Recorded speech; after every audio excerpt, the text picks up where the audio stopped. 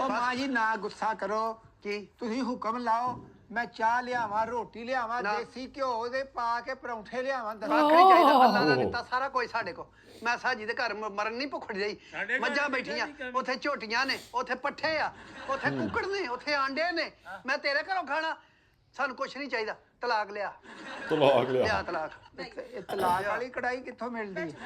ਆਏ ਤੇ ਸ਼ਾਜੀ ਅੱਲਾ ਨੇ ਕੋਈ ਧੀ ਪੁੱਤ ਨਹੀਂ ਦੇਤਾ ਇਹਨਾਂ ਨੂੰ ਜ਼ਿੰਦਗੀ ਮੇਰੀ ਧੀ ਦੀ ਤਾਂ ਰੁਲ ਗਈ ਸੀ ਨਾ ਮਾਂ ਜੀ ਤੁਸੀਂ ਵੱਡੇ ਜੇ ਤੁਸੀਂ ਦੁਆ ਕਰਨੀ ਆ ਅਸੀਂ ਤੇ ਰਾਤ ਦੇਣੇ ਕਰਨੇ ਝੋਲੀਆਂ ਚੁੱਕ ਚੁੱਕ ਕਰਨੇ ਅੱਲਾ ਤੈਨੂੰ 2-2 ਦਵੇ 6-6 ਦਵੇ ਤੇ ਦਵੇ ਕਿੱਥੇ ਤੁਸੀਂ ਤੇ ਤਲਾਕ ਲੈਣ ਦੇ ਨਹੀਂ ਤੇ ਅਸੀਂ ਲੈਣੀ ਨਹੀਂ ਤੂੰ ਸਾਡੀ ਧੀ ਨੂੰ ਦਵੇਂ ਦੁੱਖ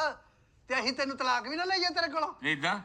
ਆ ਤੇਰਾ ਰੂਪ ਤੇ ਮੈਂ ਜੇ ਪਹਿਲੀ ਵਾਰੀ ਦੇਖਿਆ ਹੁਣ ਤੇ ਮੈਂ ਤੇਰੇ ਸਿਰ ਤੇ ਪੂਰੇ ਪਿੰਡ ਚ ਜਿਹਨੂੰ ਮਰਜ਼ੀ ਤੜੀ ਲਾ ਸਕਦਾ ਫਿਰ ਇਹੋ ਕੁਛ ਹੀ ਹੋਣਾ ਵਾ ਤੜੀਆਂ ਮੈਂ ਕਿਹਨੂੰ ਕਿਹਾ ਮੈਂ ਹੁਣ ਤੇ ਨਹੀਂ ਕਰਦੀ ਮੈਂ ਕਰ ਲੈ ਮਜਬੂਰੀ ਕਰਾਉਂਦੀ ਡਰਾਮੇ ਮਾਂ ਪਿਓ ਪਾਲਣੇ ਭੈਣ ਭਰਾ ਪਾਲਣੇ ਆ ਡਰਾਮੇ ਤੇਰੇ ਪਿਓ ਨੇ ਕਰਾਏ ਮੈਨੂੰ ਮੈਂ ਆਪ ਕੀਤੇ ਆ ਮੈਂ ਤੁਹਾਨੂੰ ਦੱਸਿਆ ਹੀ ਇਹ ਗੱਲ ਕੀਤੀ ਆ ਸਾਨੂੰ ਕਿਹੜਾ ਪਤਾ ਸੀ ਗੱਲ ਕਰਦੇ ਆ ਹੌਸਲੇ ਨਾਲ ਹੁਣ ਤੇ ਨਹੀਂ ਮੈਂ ਹੁਣ ਉਹਦੀ ਇੱਜ਼ਤ ਬਣ ਕੇ ਮੈਂ ਬੈਠੀ ਨਹੀਂ ਹੁਣ ਮੈਂ ਨੱਚਣੀ ਆ ਹੁਣ ਮੈਂ ਕੀ ਕਰਨੀ ਆ ਕਿਆ ਤੁਸੀਂ ਸਲੋ ਮੋਸ਼ਨ ਕਰਨ ਡਏ ਹੋ ਸਲੋ ਮੋਸ਼ਨ ਮੈਂ ਬਸ ਆਪਣਾ ਬਾਨੋ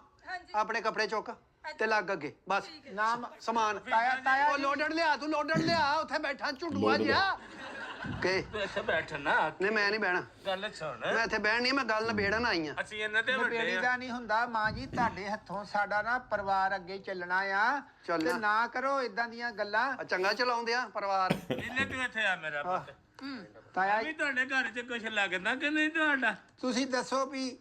ਆ ਨਵੀਂ ਅੰਮੀ ਦੇ ਆਉਣ ਤੋਂ ਪਹਿਲਾਂ ਤੁਹਾਨੂੰ ਕਿਸੇ ਕਿਸਮ ਦੀ ਸ਼ਿਕਾਇਤ ਮਿਲੀ ਹੋਵੇ ਆ ਮੈਨੂੰ ਨਵੀਂ ਅੰਮੀ ਕਹਿੰਦਾ ਤਾਈ ਨਹੀਂ ਕਹਿੰਦਾ ਇਹਦੇ ਢਿੱਡ 'ਚ ਮੈਲ ਆ ਇਹਦੇ ਦਿਲ 'ਚ ਵੀ ਮੈਲ ਆ ਇਹਦੇ ਮੂੰਹ ਤੇ ਵੀ ਮੈਲ ਆ ਹੱਥਾਂ ਗੋਡਿਆਂ ਤੇ ਮੈਲ ਆ ਮਾਂ ਜੀ ਆ ਰਿਲੈਕਸ ਹੋਵਰ ਰਿਲੈਕਸ ਮੈਂ ਕੀ ਹਾਂ ਜਿਹਦੀ ਧੀ ਦੁਖੀ ਉਹਦੀ ਜੱਦ ਦੁਖੀ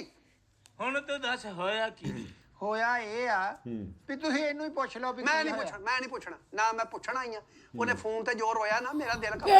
ਉਹਦਾ ਤੇ ਮਾਸਾ ਕੱਜਲੂਰਾ ਪਰਾਂ ਨਹੀਂ ਹੋਇਆ ਤੇ ਰੋਕ ਕਿਹੜੇ ਵੇਲੇ ਗਈ ਆ ਕੱਜਲ ਤੇ ਸਾਰਾ ਆ ਤੂੰ ਹੈ ਹੀ ਕੱਜਲ ਏ ਤੂੰ ਕੱਜਲ ਏ